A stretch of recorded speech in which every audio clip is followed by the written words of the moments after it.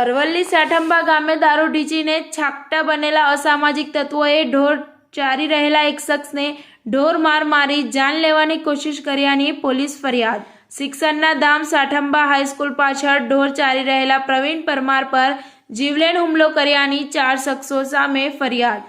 સાઠંબા વિસ્તારમાં કાયદો અને વ્યવસ્થા સામે સવાલો ઉઠ્યા।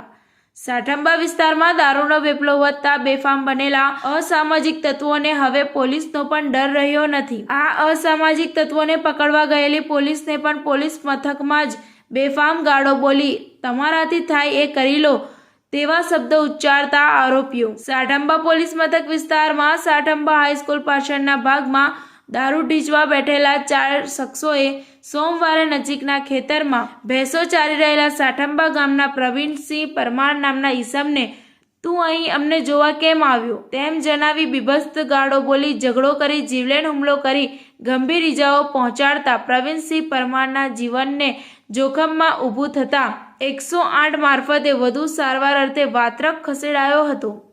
પ્રવીણસિંહ પરમાર ઉપર દારૂ પીધેલા અસામાજિક તત્વો દ્વારા જીવલેણ હુમલો કર્યાની ઘટનાથી પ્રવીણસિંહ પરમારની પરિવાર ભયના ઓથાર હેઠળ ફફડી રહ્યો છે। પ્રવીણસિંહ પરમાર રહે સાઠંબાએ પોલીસ ફરિયાદ નોંધાવતા સાઠંબા પોલીસે રાહુલસિંહ ઉદયસિંહ સોલંકી, રાજેન્દ્રસિંહ ભૂપતસિંહ સોલંકી, રાજ બહાદુરસિંહ દિલીપસિંહ સોલંકી તમામ રહે કાશિયાવત તાલુકો સાઠંબા, કાર્તિક કુમાર લક્ષ્મણભાઈ ઠાકોર રહે આસપુર તાલુકો વીરપુર સામે ગુનો નોંધી ધરપકડ કરી જેલ હવાલે કર્યા હતા। TV18 ન્યૂઝ નેટવર્ક સાથે રિપોર્ટર પિયુષ કુમાર, અરવલ્લી।